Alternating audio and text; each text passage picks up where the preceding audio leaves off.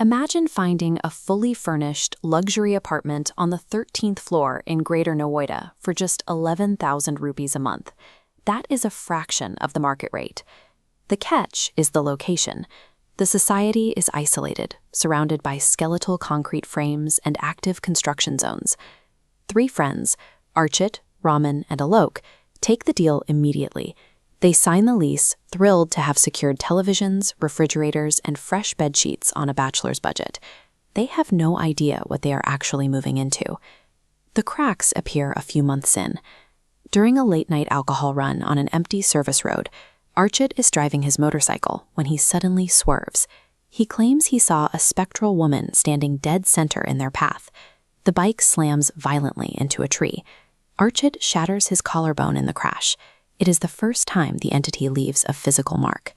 His roommates entirely dismiss the sighting, writing it off as a drunken hallucination to justify a bad accident. Then, March 2020 arrives. The COVID-19 pandemic triggers an immediate nationwide lockdown.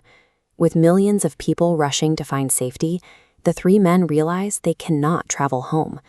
They are indefinitely confined to their 13th floor apartment. Confined entirely indoors, the men begin to notice the air inside the apartment feels incredibly heavy. They get the distinct crawling sensation that a 4th invisible person is quietly listening to their conversations. The concrete walls meant to protect them from a deadly virus have become a trap. They are locked safely inside, but they are sharing that cage with a predator. The haunting escalates late one night while the men are in their separate bedrooms. The apartment is pitch black. Suddenly, an echoing crash rings out from the living room. Their heavy wooden carom board has been violently flipped over, entirely on its own. Nobody dares to open their doors. The 3 roommates sit frozen in their separate rooms, terrified, communicating only through desperate phone calls in the dark. While on the line, the silence breaks again. They all hear the distinct sound of bare feet slapping against the tiles. Someone, or something, is sprinting frantically back and forth across the hall, right outside their locked doors. The entity has claimed the common areas.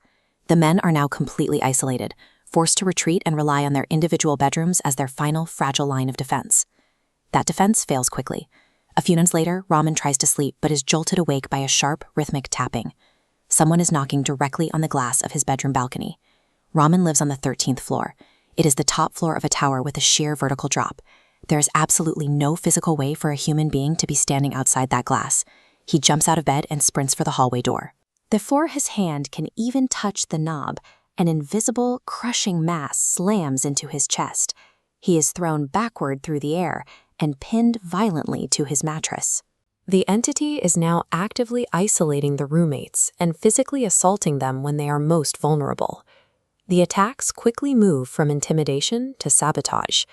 During an afternoon gathering, Archit's girlfriend, Simi, leaves a pot of potatoes simmering on the lowest possible gas flame in the kitchen.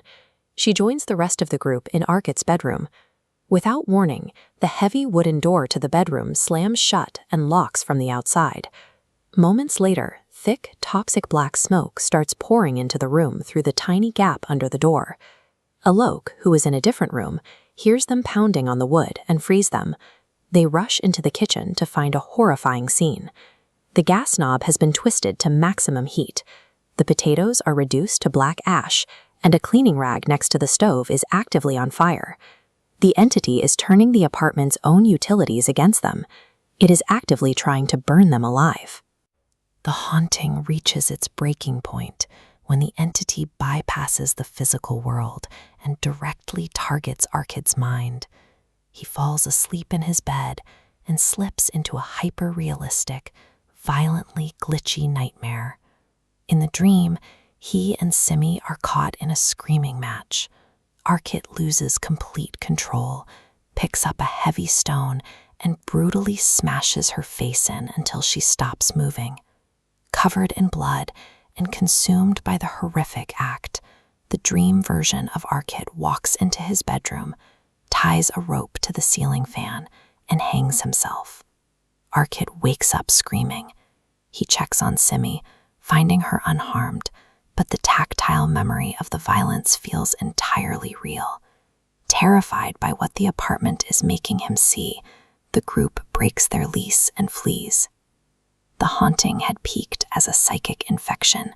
It was attempting to force the living to repeat the exact sins of the dead, pushing Aakhir to reenact a tragedy he didn't yet understand. Weeks after escaping, the Ruites return to the society. They corner the building's security guard, pressing him for the truth. He finally breaks his silence about the 13th floor apartment. The flat was previously owned by a married couple. Accusations of infidelity spiraled into a drunken, jealous rage. The husband attacked his wife, mirroring Aakhir's dream with sickening accuracy. The husband killed her in the living room using a silbata, a heavy Indian grinding stone. He used it to completely destroy her face.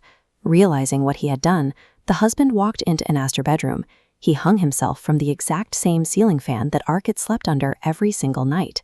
Following the murder-suicide, the husband's sister inherited the property. She rented it to the 3 friends without replacing a single item. The boys had been sleeping, cooking, and living inside an uncleansed crime scene, using the exact furniture the dead had died on. When you find a luxury apartment that seems too cheap to be true, you have to ask yourself why. You might be saving on rent, but you are inheriting a blood-soaked history for free.